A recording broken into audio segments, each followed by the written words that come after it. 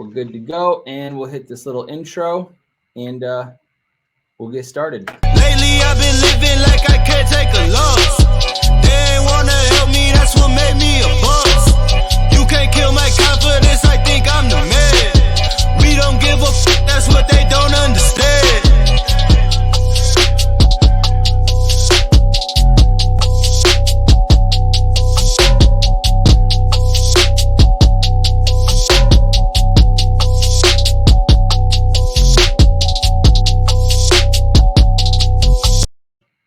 All right, guys, welcome to another episode of the Jordan Stupar Show. My name is Jordan Stupar. I'm the host, obviously, and today I've got an unbelievable guest, a good friend of mine, and somebody that's actually in my space. I don't see enough people doing stuff like this that are in kind of the same space, same industry. We have the same audience. We got the same goal. And prior to doing this and hitting the record button, you know, we were just discussing the fact that we just take people to the same destination, but a little bit in a different way. So I'm really excited about this. I've got a great guest. Obviously, I'll go through a couple of bullet points so you guys can get to know him, but I've got Mike Szczesniak on the phone. Well, technically not on the phone over here. We're on a recorded video call over here. But Mike, how you doing today, man? I'm doing well, brother. Doing well. It's an honor to be here with you. Dude, it's my pleasure having you. I know that we've kind of been we've been following each other and kind of being friends. I know that you've sent me like probably 2 or 3 Chipotle gift cards for like my birthday and such. I appreciate that touch, man. Always. Absolutely. Always. So I just want to dig right in, man, because I think that you're a pretty interesting guy. I follow all your stories on IG, and I follow what you're doing in the door-to-door space. I follow what you're doing with high-performance coaching, and we'll get all of that. But really, what Mike does is he helps door-to-door pros make more money. And that's something I definitely know quite a bit about. I was in door-to-door for 8 years. So I'm really fascinated to dig into what the coaching aspect looks like from you and kind of what you specifically do. But your Instagram, you know, if you go to it, you've got your name up there, which we could definitely unpack a little bit on that last name. That spelling there is a little wild. By the way, did you have a hard time, like when you were like really young, like memorizing your own name? Because there's all those like C's and Z's, and how did that work? Dude. You were like trying to figure out your own last name. It's like 5 letters without a vowel. It's something crazy, you know, dude. Polish. Maybe that's why I'm such a good speller. I think I'm a pretty good speller. Maybe it's because I had to learn with my last name. But dude, it's been tough. Like I was joking. I was doing a podcast yesterday with a buddy of mine, who I'll have to connect you with after this. You guys are in the same space, but we were talking about it, and it was like, I remember, did you guys have to go through DARE, like drug abuse resistance education? You did that in Wisconsin too? Yep. Yeah. So I remember in 5th grade, my teacher wasn't going to be there. She was out of town for like the DARE graduation, and I had to spell it out phonetically. So it was like says SAYS dash like KNEE dash ACK, and the cops still messed it up. So like it's been a rough one, but yeah, I can it imagine. Is what it is. I can imagine it's a little bit tough, you know, like people don't like, if you're anything like me, I don't like ruining people's names, but like if I had no idea who you were and never really heard your name, I'd probably be a little bit lost, and I would Szczesniak or whatever. But anyway, yeah. Dude, the other thing, obviously, on your IG profile and the way that you've kind of branded yourself in your industry is that you're a high performance coach. And, you know, we're all familiar with coaches, trainers, gurus, those people that have good information and can give it to other people.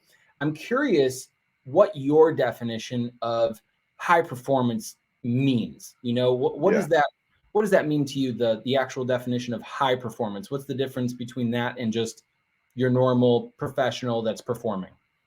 Yeah, it's a really good question. I'm glad you start with it, because I think it kind of gets lost in the sauce a little bit. Like, you know, people see high performance, they think it's just making a stack of cash and like, we'll do that. That's cool. But that's not really what it is, you know? So how we define it is basically exceeding standard norms consistently and sustainably over the long term. Right. So you take the average results that you're seeing in the industry. Cool. We're going to surpass it, but we're not going to do it at the expense of our relationships, at the expense of our health, Like I always joke that when I was growing up, the running joke that my dad always shared with me, and he didn't mean anything by it. It was just kind of funny, but it was like, by the time you can afford the car, you can't fit in it, right? Like Yep. that's not high performance, and that's not what we're about. So yeah, our clients come to us because they want to make more money and help more people, and we do that. But that's not what changes their lives. Like I know you've experienced this. Cool. The bank account gets a little higher, but at the end of the day, that's not going to shift your life in a transformational way. It'll make things a little bit easier, but the true transformation is because you made date night non-negotiable, right? Or like, you're building in habits and routines about your health and nutrition that you've been neglecting over the long term. People don't realize that those directly correlate to your sales volume. So it's about building this well-oiled machine that's thriving on all cylinders. And of course, we aim it at business so people can get a stupid ROI on an investment. But the world really starts shifting in what I call the life stuff. So I love it's all the that. above. I absolutely love that. And I think that you're perfectly in alignment with what's really required to have sustainable results that exceed the norm. Like you mentioned, like, sure, Yeah. I'm sure that you can go spend a week with, somebody and help them make more money. Cause it's actually a pretty easy thing to do, but getting that person to sustain those results and then continue that growth requires a lot of that back end work that isn't business related, which kind of really, Yeah. I must have scripted my questions out pretty reasonably because this is a perfect segue. I noticed yesterday that your business is going good. The revenue's going good. Your clients are doing well. I think you mentioned on your story, things are going good, but you've been in a funk. And then kind of Yeah. next little, and I was like, dude, I can relate to that. Like, who doesn't feel that way? And I've recently felt that way too, where it's like, dude, things are going incredibly well, but like, why do I feel like blah? And Mm. I won't explain what you did, but I know that you bullet pointed out a couple of things, and these are Yeah. things that I see on your social media all the time, things that you do. And I'd love to dig into some of those activities and some of those what seem to be lifestyle habits for yourself as a high performer. Yeah. The ice baths, the meditation. I think you even got a little massage yesterday. I Unpack that a did. little bit for me, and maybe even give me a little preview of the immediate result of just taking some action on here's what I did when I was feeling in a funk. I think a lot of people out there could probably get some good gems from this. Yeah. Yeah. So it's been an interesting week, man. And um it's interesting. Like usually I think when people think about funks, they think about like everything going horribly, like can't close a deal for the life of me, or like whatever it is. Like, no, we had the fastest start to a month that we've probably ever had. Yet here I am still in this spot, right? Like client testimonials pouring in and clients killing it all across the board.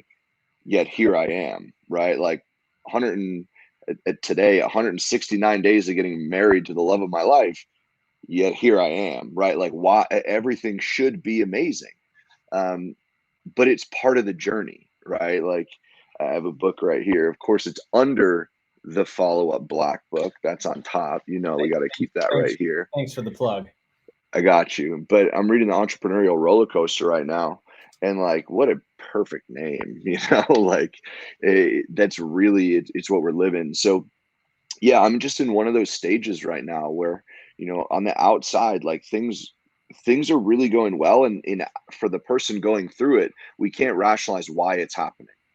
It's just part of the season. And so yesterday I decided to share on my story, like what I'm doing to kind of go through it. And for me, number one was sticking to the routine.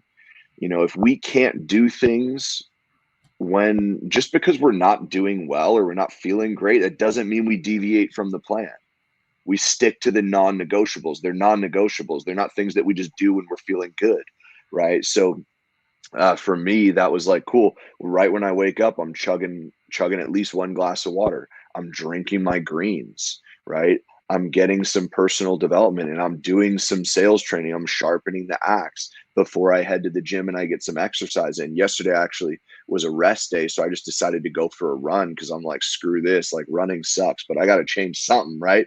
So I get some exercise. I kind of doubled up on the meditation a little bit yesterday, and really made sure that's actually transparently been something that's been really volatile for me. That I've been really working on building some consistency around. So doubled up on that yesterday. Oddly enough, I happened to have a massage scheduled yesterday. So the universe has a funny way of working for us when we pay attention to it, right? So, all these kind of things, like I just made it very, very focused. And I've been talking about it from like an energetic capacity perspective, but I've been really focused on that a lot lately. We've grown a lot, and my fiance also runs a business of her own. She has a brick and mortar and she's crushing it, and we're both on these like growth curves right now. And it's made me realize, like, wow, I'm not the version of me yet that has that business, that can have that business. So I got to focus on building that energetic capacity, and that's just been a big focus. But those are a couple of things that we did, that I did yesterday, and worked pretty well. I mean, we had a kickoff call for a big program that we were launching, and yeah, I'm excited about it. So feeling a lot better today. So some of those things that you mentioned on your story, the, chugging some water, the greens, the massage, the meditation, changing up something, you got an immediate kind of ROI on that. You could say, yeah. That's great. That's great. And I think that's a huge takeaway for some folks. And there was one thing that you mentioned in there that I wanted to write down and come back to, because I think it's really important. In sales and entrepreneurship and business, it really doesn't matter. You're more or less kind of waking up every day and just getting back to the grind, whether you're knocking doors or picking up a phone, or, you and I were growing our businesses, and we just have so many of these kind of just day-to-day activities that we just kind of go through. And some days we're excited about it. Some days we're like, nope, I'd rather do literally anything than this. And I think sometimes that might be the cause of some of the funk that we get into. It's just, we're doing the same activities over and over again, and we might even be winning, but it's like sometimes we need to switch it up. So I liked what you said about yesterday was kind of a rest day, but you decided to change your normal kind of routine and you went for a run. Some days I usually wake up obviously super early in the morning. I'm pretty infamous about posting the fact that I wake up at 3:00 in the morning most days. And, I give myself loads of time to get things done. But some mornings I don't go straight into the office. Occasionally when I'm kind of feeling like in a funk, or like, I don't really want to follow my same exact schedule. Sometimes one of the biggest wins that I can share is like, sometimes I'll just take myself out to a restaurant and take myself out to breakfast. And I'll just bring my little yellow notebook and literally just write down some stuff. Maybe it's a new creation, a new product, a new idea, or whatever. And it just gives me a little bit of separation from my normal routine. Is that something that you feel like your run yesterday on an off day kind of was for you, where it's just you're taking your routine and you're just maybe slicing it up and just changing it up a little bit for that day? You're not making any real long-term commitments, because nothing necessarily needs to change in perpetuity, but you're just chopping up your little bit of a routine. Is that a little bit of what you were kind of hinting at, or is that something that you've played around with? Yeah, I think you put it a lot better than I did. But yeah, in many ways, I guess that is kind of what was going on. Like when I gather that you could probably relate to this, but like I think very aggressively. Yep. Right. And I was a goalkeeper in soccer. My whole life revolved around where I could play soccer in college. Like, dude, you got to have a couple screws loose to be a goalkeeper in any sport, right? And I just figured out how to harness that and transition it into other industries throughout my career. But like, that's still me. So the run yesterday was kind of like screw this. Like, I'm gonna beat this shit out of me, right? Like, I'm gonna get through this. And that was going to be really challenging because like I'm 6'5", like 245, like former competitive power lifter. Running doesn't exactly work, so it's really challenging for me. So that's kind of why I was like, let's run it. No pun intended. But yeah, to your point, dude, switching it up a little bit, it's kind of like I mean, in the fitness world, they would call it like muscle confusion, right? But like you spice it up, and like it's it's more fun that way too. So yeah, definitely. I wouldn't say that I made a conscious effort to do that, and that was the reason why I did it, but that's definitely a positive reason to do it. For sure. I definitely got to go back to thinking aggressively. I think that that's a fascinating concept or philosophy or something that you just brought up that I definitely have inside of me. I don't like usually talking about that aggressive, like dark, side competitive nature that I no doubt guarantee that you actually have, since you were the one that brought it up with thinking aggressively. What does that mean for you as far as business and your ability to help other people experience their own dark competitive side where they need to win? What does that really mean for you, that thinking aggressively? I want to help you unpack that real quick, because I think that's really Yeah. Yeah. So, I mean, I think dude, it's been an integral piece of my entire journey from start to finish, like, my athletic career. And then cool, that ended. My competitive athletic career ended in college. So then it was like, all right, I'll just channel that inner like maniac towards my software engineering career, right? And I just wanted to figure out how I could excel as fast as I could, and that worked. Like, had all the titles, had all the salaries, like had the luxury apartment on the Upper East Side of Manhattan at like 25. Like, awesome, it worked. And then I channeled it into the gym, and I'm like, cool, well, time to get crazy in the gym, and decided I wanted to deadlift the world, and like it worked there too, right? Like, I loved powerlifting. It was so much fun, but I realized I couldn't build the business the way that I wanted to while spending 15 hours a day, and like my central nervous system being, or 15 hours a week in the gym, and my central nervous system being completely fried, So I stepped away from that. And while I was in software, I was constantly building businesses, which is where you and I connected originally. Like, made my first ever investment in personal development through you, like 6 years ago, 7 years ago. Right. So it was always that piece. It was just that work ethic, like that sickening work ethic. And I know there are people that work harder than me, but like, I sure as hell know that I work harder than most people. yeah. Right. And like, I'm willing to do things that most people are not willing to do. Yeah. And to this day, dude, I get texts from people that I used to work with, and they're like, oh, I can't believe that you would do this. And like, I can't believe you can do that. Like, I wish I could do. I'm like, bro, it's just a fucking decision. But that's just how I think, right? So, to your question about how we do this with our clients, like, I'm sure that there's some subconscious stuff baked in, but for me, I think it's more about just giving people permission.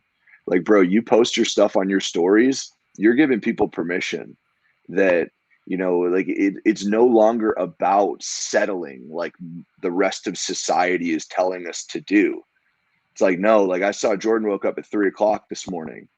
Maybe I'll push it to 5 o'clock instead of like 7:30, right? And you just slowly chip away. Like, we're just giving people permission.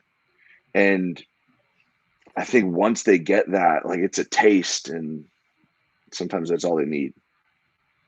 I freaking love that, dude, because that's that's the feedback that I get from people, whether they become a client of mine or whatever. It's just, I had a guy yesterday who I've never spoken with before. He's like, dude, I've done 3 o'clock in the morning all week, and it's like, my body hates me. My body hates me, but like, once I get used to that or whatever, it's like the productivity or whatever is insane. And I love the fact that you're helping and I'm helping give people permission to kind of take some of those excuses and kind of throw them out the window, because there's whatever, we might not be role models or whatever, but there's somebody else out there that's, saying, dude, I'm going to go out there and I'm going to actually make this happen. You can come along with me if you'd like to, but I'm headed up there anyway. And I think that's a great leadership trait that you probably share with me, that other people want to kind of attach themselves onto, is we're the crazy people that are like, yep, we're going there with or without y'all. And, just watch or join us. Like, yeah, cool. Like, I'd love for you to come. I'd love for you to join us. But... Exactly. Now, kind of to switch gears, I know that you work, I don't know exclusively, you can correct me if I'm wrong, but I think that you work almost primarily, at least, with door-to-door sales professionals. Is there any specific... for right now, yeah. Cool. is there any specific niche? I know that obviously, there's a lot of solar and such. Is it pretty much anybody going door to door, or is it just solar and door to door alarm systems, for example? What does that look like for door to door? I'd say probably right now, probably about 87% of our clients are solar. And a couple of reasons for that. Probably number one, the deals are stupidly fat. So like solar guys make ridiculous money. And it makes, paired with that, it makes the problems that we're helping them solve that much more expensive, right? Because we're averaging, we'll help an average rep get an extra 2, 3, 4 deals a month, right? Which is average solar commission is like 3 to 5 grand like a deal once the deal gets installed, right? It's crazy. So, and that's also where we got our start, right? Because I'm the first to tell everybody I've never knocked a door to sell anything in my life. I've been in sales for a very long time, but I have never knocked a door to sell anything in my life. I'm just the guy with the systems. And Door to Door found me, and our first client in the door to door space. He actually started in alarms back in the day, but he's been knocking doors for about 10 years. His name is Mikey Lucas. He's a dear friend of mine at this point. And he dang near forced me to niche into the space, right? COVID helped a little bit too, when all of our corporate clients got completely decimated because their industries were impacted very negatively, while our door-to-door clients went through the freaking roof. Mm-hmm. But to answer your question, we've worked with guys and gals and pretty much, they sell everything door to door nowadays. We've had solar, roofing, pest control, alarms, water filtration, payment processing, telecom, Windows. I think that might be it, but we've had a lot. There's a lot of different ways to go door to door. So I wanted to make sure that, I wanted to see kind of if there was a real niche for you or what. So going door to door, I did it for 8 years. I did it all over the country. I never sold solar. I missed that. I got out of that industry just as solar was becoming a thing. And it's crazy now. It's one of those things that I kind of have like that, what if I stuck around, because the commissions are ridiculous. Like if you're listening to this right now and you're even remotely thinking about going door to door as a sales career, there's only one option in my mind of something that you would sell, and that's solar. Because the payouts are fat, and obviously you're helping people kind of get off the grid and become self-reliant with the energy that your home consumes, yada, yada, yada. But what do you love about working with door-to-door people? Obviously, you mentioned that your friend, I forget his name, something Lucas, I think you said. Mikey Lucas, yeah. Mikey Lucas, he pretty much forced you into the door-to-door space. Maybe it wasn't something that you immediately fell in love with, working with door-to-door folks or whatever, but what do you enjoy most about working with these specific types of salespeople who are going door to door? Yeah, well, my resistance had nothing to do with the niche. It was solely that, like, anyone who knows Mikey, if they're listening to this, they'll understand what I'm saying. Like, this dude's jacked up. Like, he's high on life at all times. Like, nuts dude from Vegas. And bro, I'm from New York. Like, no one's knocking my door, right? So I didn't know that door to door was still a thing. My buddy Cole Hatter invited me to. I've been in Cole and his wife Sonia. They're dear friends of mine, and I've been in their mastermind for a number of years. And Cole asked me to speak at our mastermind in San Diego, and Mikey had just joined. So I was given a breakout session, and Mikey came up afterwards and he was like, "Dude, I need your help." I'm like, "Cool. What do you do?" He's like, "Oh, I sell solar." I'm like, "That's pretty cool. Like, this is the first time I'm hearing about this. Like, that's pretty cool. Like, how are you banging phones? You buying leads? Like, how are you doing it?" He's like, "Oh, I knock doors." I'm like, "What?" Right. So I was very foreign to it, but we got to work, and within 3 months, he had done like an extra 14 deals a month, which was like an extra 50 grand. Just only because he was in Vegas. Like, Vegas is a red ocean for solar. So anywhere else, 14 deals is a whole lot more cash, right? So he was trying to get me to push, or trying to get me to niche in at that point, but I wasn't sold. I'm like, I don't know if this is a fluke. Like, like, I got all these other clients and all these other industries. So started working with some of his guys, and that's when we had a couple that were all adding 2, 3, 4 deals a month. And, one of them went from 2 deals a month to like 8, and then he got a 2021 Supra, which was super cool. I'm like, you better record your testimonial in front of that freaking car. But actually, when I found out about that, I was in a 2020 Supra with Mikey in LA at our mastermind. He's like, oh, you know that Ryan's getting a 2021? I'm like, what? Awesome. Parallel universe right there. Yeah. But so that's why I was resistant. I was like, I'm not going to tear my business apart because one client got a lot of results. Like, we've had other clients that got crazy results and we never built a business in that niche. But fast forward, here we are. So what I love working about with door-to-door guys, though, guys and girls, we have killers. Some girls that we work with are absolute killers, savages. But what I love about it is, like, number one, it's an industry that is incredibly coupled to the personal development space, which, like, I'm an avid reader. I'm extremely passionate about my personal education. So, that's always nice. There's also a downside to that. People are very much like wired to say the right things and not actually like embody the work at times. So you definitely get a feel for some people that are kind of going through the motions and just saying the stuff they know they're supposed to say, but they don't actually believe it or actually live by it. So it's a double-edged sword. But dude, you got to be a special type of human to knock doors for a living. Like, I know this. Like, that's where you earn your stripes. Like, it is a gnarly industry. I learned really quickly when I was prospecting that anyone who survived more than 6 months was basically a vet in the industry because the turnover is so high. It's ridiculous. Right? So from that perspective, like, in order to survive in that space, it makes you a special human. And in many ways, dude, I think it ties in with that, like, sickening, like, aggressive thinking, like, yeah, they're just like, they're my people, like, I like working with people like that. They're not afraid of hard work and they just need to dial a couple things in. And when we get those dials sorted, dude, it's a freaking rocket ship. So it's exciting. I love it. And I know if you're anything like me, you really enjoy watching those people acquire those skills and that mindset, and then actually hit you with that text message. It's like, dude, like, I just tripled my income last month. Like, that's awesome. And that's an amazing feeling as that coach and as that person that helped contribute to that person's success. So I no doubt can understand that you enjoy doing what you do like I do. What would you say is the biggest, I guess, mindset challenge? Because I know that you're a big mindset guy. Think aggressively. You're doing the meditation. You're doing some ice baths. You're doing some massages. I see you doing some of those things that obviously influence your mentality and your ability to be effective in the marketplace.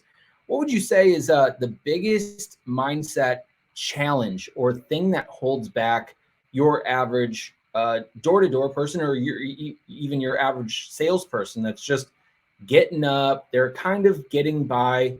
Pretty much all salespeople are paying their bills. What do you think is really the thing that makes our job difficult when we know we have the systems, the processes, the approaches, and the strategies in place where if you have these and you use them, you would win? What do you think makes our job as coaches difficult because of the mentality that most of these sales people have? What do you think's holding them back? Yeah. So I'll start this by saying, like, the number one word that we hear from every one of our, guests on an enrollment call, or every one of our clients, like, everyone wants consistency. And, I think it makes sense, right? Like, people stray away from this, like, you only eat what you kill type of world because they're like, it's not safe because society told me I need that. It's like, okay, I get it. But they want consistency, but their actions aren't consistent. So when we really boil it down, like, dude, it's, for me, the number one thing, the most important thing, and, like, your mindset will shift as you do this, but you have to have, like, 4 agreements, right? You have to be impeccable with your word, not just with other people, but with yourself, most importantly. There was a quote from Ed Milet that changed the game. This is like you'll probably remember this, like when Ed was just coming on the scene, like he was still Ed Milet, but no one knew who Ed Milet was, right? He did that podcast tour to start. It was like School of Greatness with Lewis Howes and Impact Theory with Tom Bilyeu. And I'm like, who's this Jack dude with a tribal tattoo? Like couldn't open a podcasting out without seeing him. And I think it was his interview with Lewis, and I can't remember the question that he asked Ed, but his answer always stuck with me. And he goes, happiness comes from self-confidence, and self-confidence comes from doing what you say you're going to do over and over and over and over and over again, right? Like these micro commitments. In our world, we call it win stacking. And this is the importance of a morning routine. Like, I don't care if it's chugging water, greens, like meditation, like it doesn't matter what it is. Like a morning routine, its entire purpose is to get you ready to go and ready to attack a day. But it is just micro commitments that you make to yourself. And every one of those is a win that you're stacking. As you stack that win, it leads to the momentum. It leads to the results. That's ultimately what culminates your self-confidence. And it leads to all of the happiness and fulfillment that we want in life. But most people are freaking lying to themselves all day. And not like how not, so? Dig into that. 'Cause that's what I say a lot too. Yeah, so because people are listening out, they're like, I didn't tell a lie. It's like, no, but I didn't lie today. Yeah, but you said you were going to do something and you didn't fucking do it, right? Like you said you were going to wake up early and you didn't do it. Or you said you were going to make your bed and you didn't do it, right? These subtle little commitments that you're making, instead of stacking the wins and building the self-confidence, every time you miss, you're actually chipping away at it little by little. And these things, they're way bigger than we realize. Like people think that like no one likes making a bed. No one likes doing most of these things, but we do it because we committed to it. And sure, yeah, we want the external whatever. Like no one likes doing cold showers. No one likes sitting in 37-degree ice water. Like no one likes it. But if that's what you do at the start of your day, like nothing is going to be as difficult, right? And on top of that, it's a commitment that you kept to yourself. So when I say that people are lying, I just mean that they're not doing what they say they're going to do. Yep. And if you can shift that, your mindset will follow. I remember, hopefully I'll share this quick story, and hopefully this will come to life for people. But we had a client, he sells solar here on the East Coast. He was one of our first clients doing $100,000 a month last year. And in personal commissions, not overrides, not like company revenue. Like he works for one of the largest solar companies. He's one of the top performers. 27 years old, maybe. And he was making about $50,000 a month when he started working with us. Now, he was one of these guys that like every time we got on a call, I'm like, it's a crapshoot. Like this could be really good, could be really bad. Like he never showed up on group calls because he's super busy. But the one-to-one calls, he shows up and he's like, bro, I'm killing it. I'm like, awesome. Tell me more. Like, what was the shift? And here's what's important. And this is where I really want this to hit home for people. He went from a $50,000 a month to he made $102,000 the month that he graduated. And he's since grown from there. I think he made like $500,000 in Q4 alone. He said to me, I'm like, dude, what was the shift? He goes, Mike, he has a young daughter for context. He goes, I go through my morning. If something derails part of my schedule, I don't stress. I spend amazing quality time with my beautiful daughter in the morning. And I just trust that everything's going to get done. I trust that the deals are going to happen. I trust that the commission checks are going to be flowing. Now, why does that happen? How do you get to a point where you trust it? Well, it's because he freaking did what he said he was going to do over and over and over and over again. Like he was impeccable with his word to himself. He wasn't lying to himself. When you do that, that's when the mindset shifts because you trust it. That's when the game changes. Yeah, I did jot down the timestamp on this video with a little star because I think that's at least so far. I think that's the single piece of content in this podcast that I think every single person listening, viewing, whatever, needs to really hammer home. Just in my own, personal life, I always say, dude, my life is the most boring life ever. I'm shocked that I get any engagement whatsoever on Instagram. Every single day is the same shit, the same way, every single day. Occasionally, once every couple of months, sure, I get on a plane, I take my wife out of the country or to a different place and we unplug for a little bit or whatever. But for the most part, you know, dude, 96% of my life is I'm up at 3 o'clock. I do all my stuff from 3 to 8. I jump on my calls. I do my work. And it's just boring work. And right now I'm making some incredibly significant like life changes. I'm buying a big ass house right now that I'm building. I'm waiting for construction, which is requiring significant outlays of cash that, you know, can make me feel a little anxious because I'd rather kind of put it in my business, but I also want to, you know, have a good thing for my wife. And it's like, dude, the money's always going to be there for me. And I trust it because guess what? I'm doing the same things every single day. I'm performing at a high level and I'm doing what I say, not to my wife, but to me. I hold myself true to those commitments. And I think you laid it out perfectly with that story. And quite frankly, dude, I'm not surprised at all that person, you know, doubled their whatever that monthly was and then ended up making like $250,000 in a quarter. Like, it's just not surprising. $500,000. If you said $1 million, I still wouldn't be very shocked because people that's coming. Yeah, people that understand that the repetition, the frequency and consistency of making those commitments and doing what they need to do are going to see those results. So I think that's a huge bullet point right there.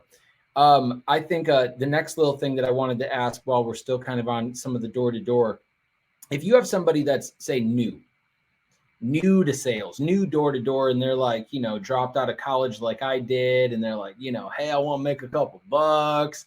How do you get somebody to not make some of the mistakes or develop some of the bad habits or, you know, bad mental barriers that obviously you've seen in door-to-door and that I've seen in door-to-door? How do you get people, what would be your advice for that first 30, 60, 90 days to somebody that's, you know, hitting the streets and trying to become successful in that role? What would be your best advice for that person?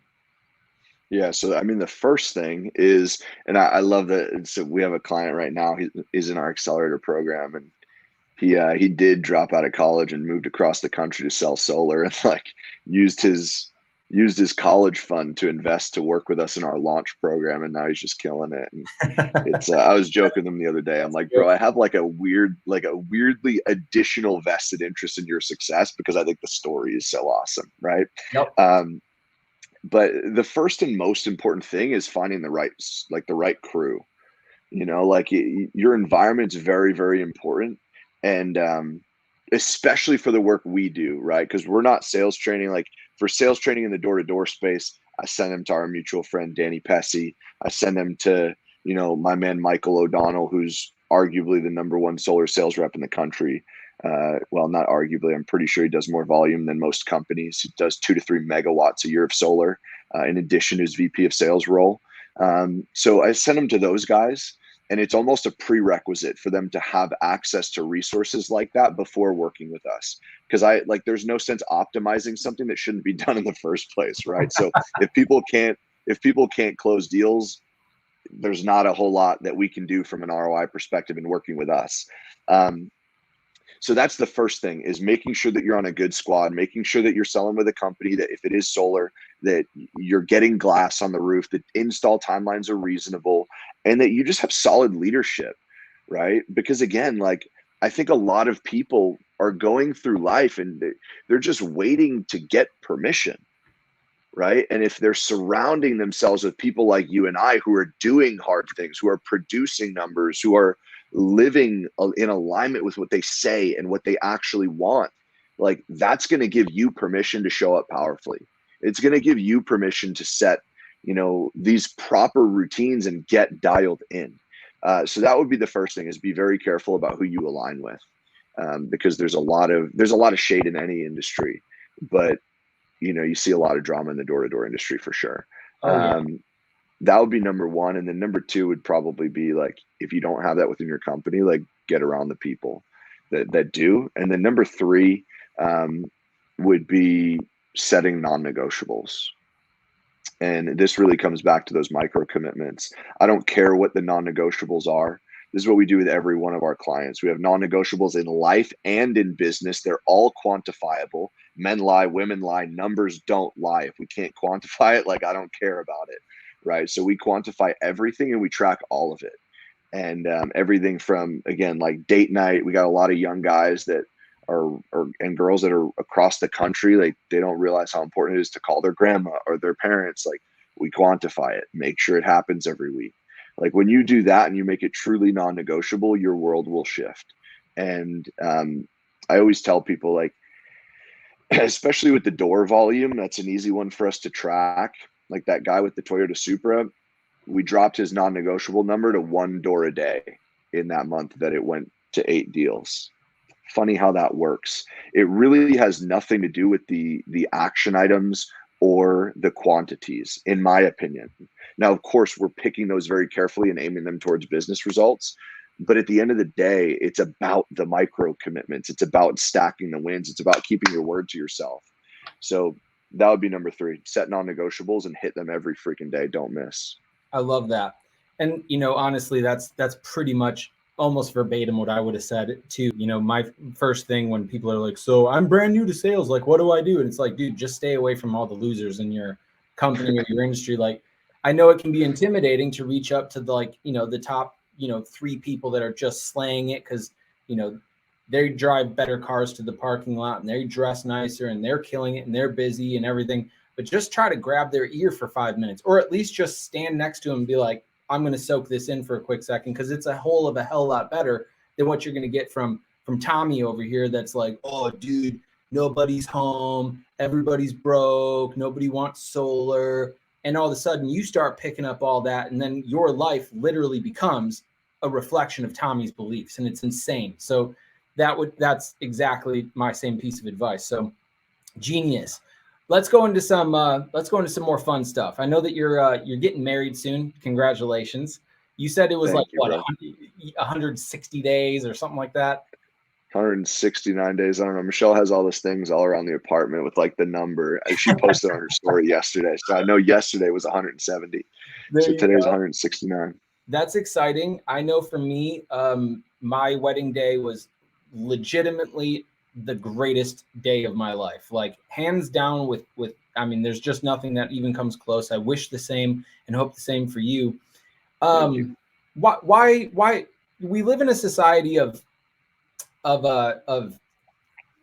non-committers and people that don't seem to want to be young. They don't want to make a commitment to the long term. We live in a society of just kind of like hit it and quit it. Like, why get married, dude? Why are you getting married? What a question. Dude, I've always just been really clear on what I wanted in life. And that's what I wanted.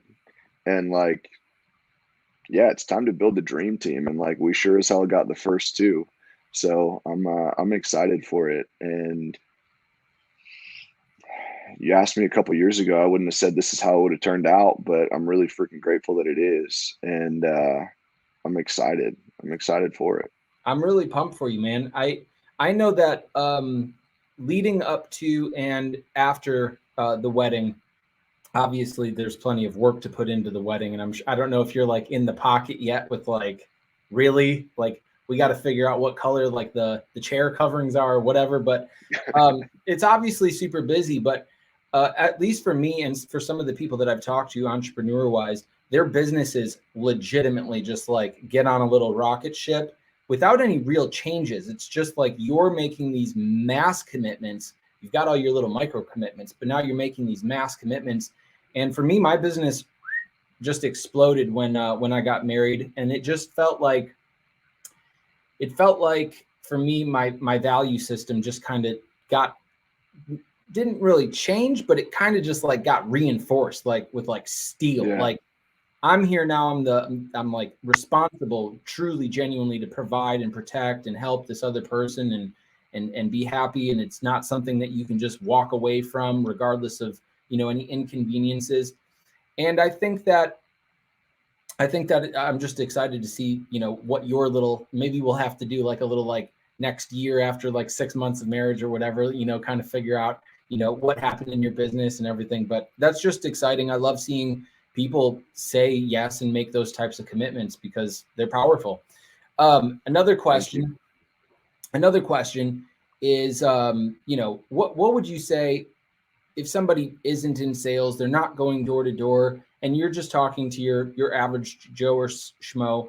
What's just the average good piece of advice you can give to somebody that's maybe feeling concerned about the future right now? We have a lot of turbulence in the economy, and there's a lot of what ifs around the whole planet with wars and, supply chain issues and the news and COVID and yada, yada. Regardless of what side of the aisle you might be sitting on or what type of opinions or political beliefs that you have, what's a good piece of advice you can give to people that might be feeling anxious about the future and can ultimately just set themselves to have a little bit more peace and a little bit more productivity in their lives?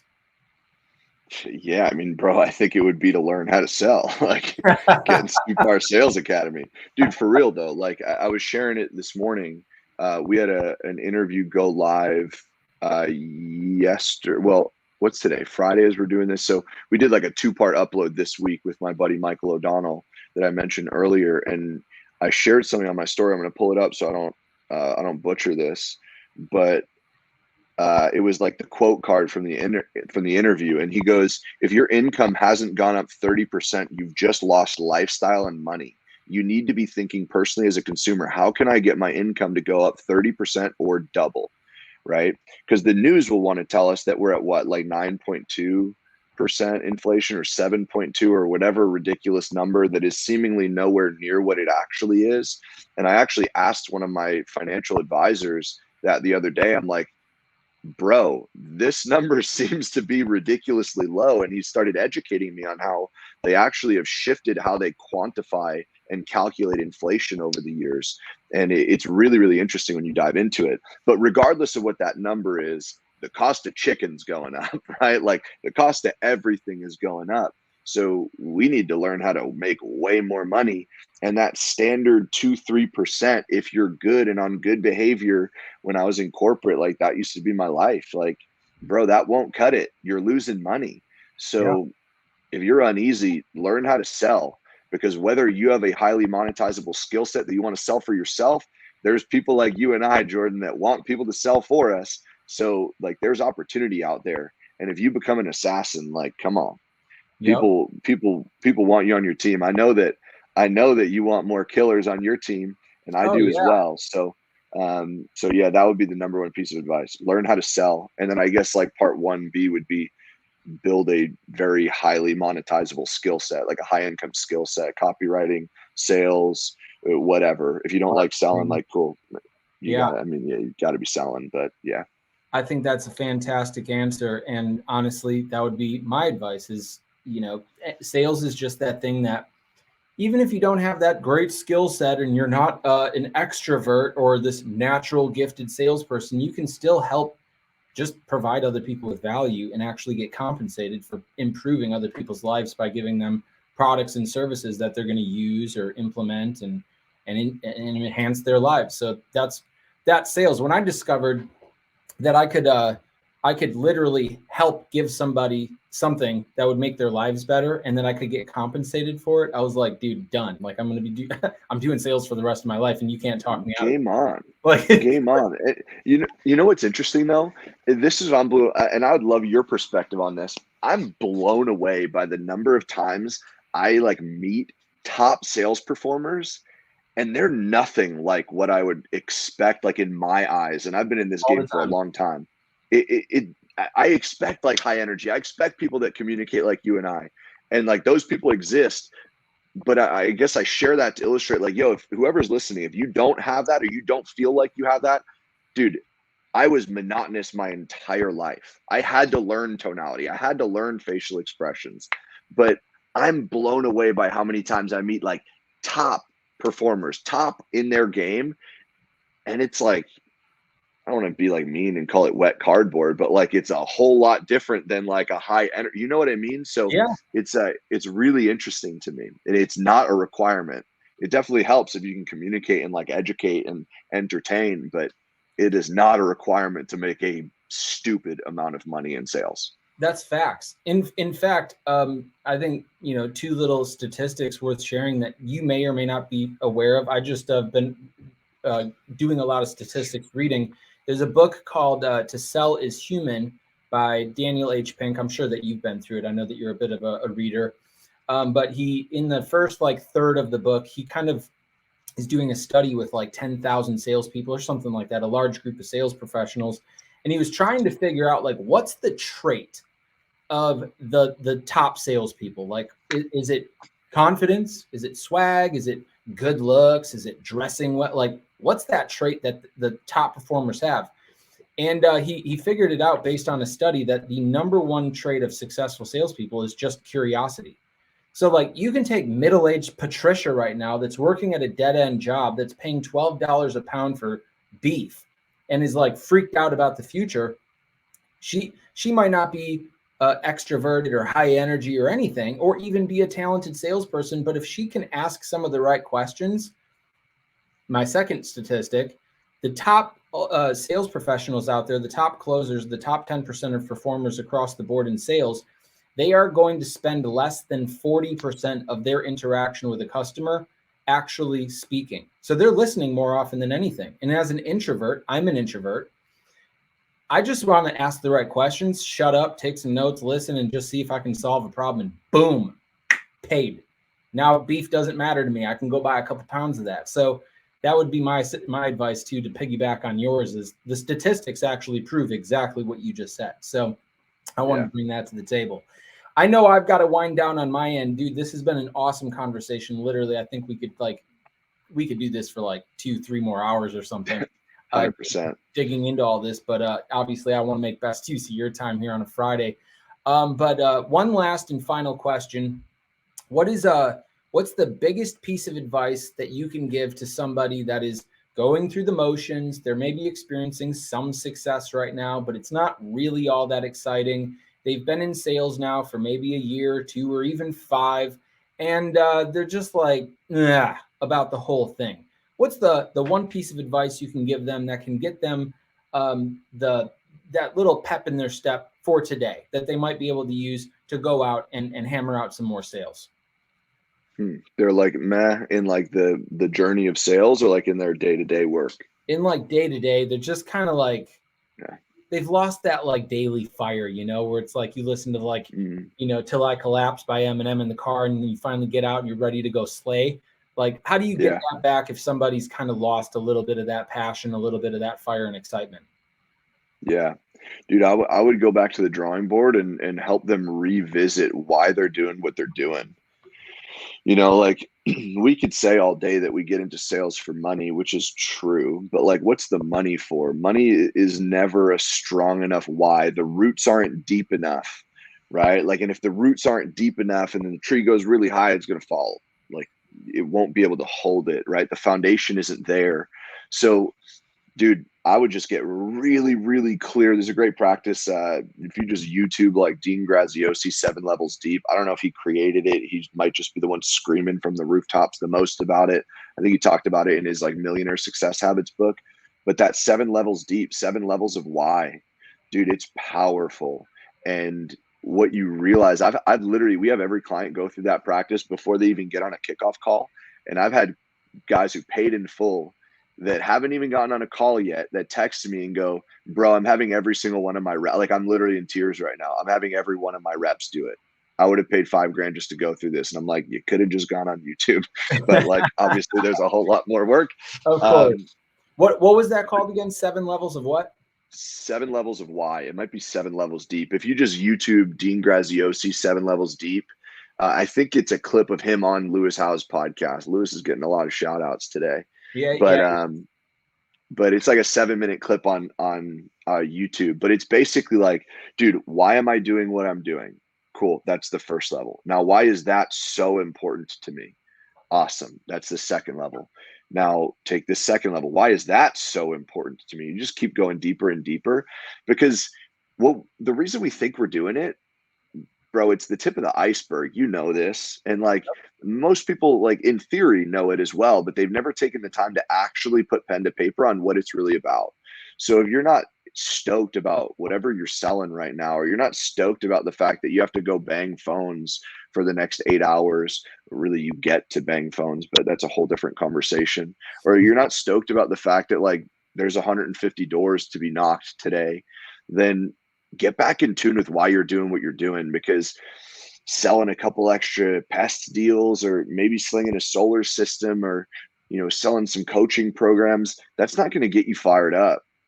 But if you look at the fact that that's funding the opportunity that, God forbid, like family member gets really ill and you need to pay medical bills, and you'll be able to afford that, That's it's a whole different ball game. Yep. So that's what I would say. I love it, dude. Well, I appreciate all the time we spent together. Obviously, I want to give you a quick opportunity to let the audience know if they enjoyed this, where they might be able to find you and possibly get in touch. Yeah, Instagram's the best place. First of all, thank you for having me, Jordan. Freaking honor to be here, bro. It's been really cool to watch what you've built over the last couple of years and build a friendship with you. And I'm excited for all your guys and girls that are winning over there. It's cool to see it on the stories. But Instagram's the best spot. At Mike Szczesniak. Beware the crypto scammers. Instagram doesn't give a damn about crypto scammers. Doesn't violate your terms of service. We don't need to rant about that right now, but be careful. You might need to link it up because it's really easy to hide like extra letters in my last name. I will definitely link it out because I can't bank on anybody knowing how to spell your name just based on hearing it. So I will link it out. Go to the show notes on wherever you're listening to this. And obviously, folks, we'll wrap this thing up. This has been another episode of the Jordan Stupar Show. Appreciate you guys listening. Obviously, if you did enjoy this, if this kicked some ass, if this got you some tips, some gold, some gems, go drop Mike a follow. And of course, comment, leave us a review, share this, give us some love. That's what I always say. I just want a little bit of love since we work so hard to give you guys some valuable information, and hopefully you enjoyed this. So Mike, really appreciate you coming on here, and hopefully we'll do this again sometime soon. I look forward to it. Take it easy, my man. Likewise, brother.